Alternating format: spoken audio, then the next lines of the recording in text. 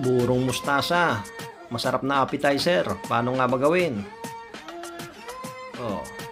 Wow, sarap. Tanggal umay. Sabay sa mga ulam.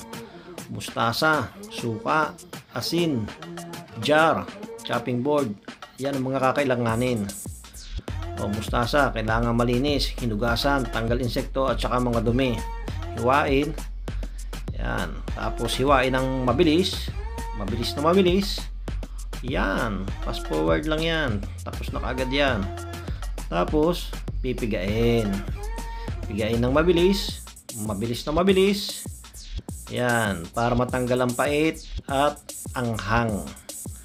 So, huwag naman masyadong pipigain kasi kailangan may tirang konting anghang pa rin yan. Yan. Pagkatapos, ilalagay sa jar. Kita nyo yan berde na juice, mapait yon. Pagkalagay dyan sa jar, magtitimpla na ng asin, suka, pero kailangan yung tunawin ng asin. Pag tunaw na, ibuhos. Kailangan pantay para ma-cover up niya yan at makapag-sit in na maigi ang suka at asin. Sarap. Simple lang yan. Napakadali.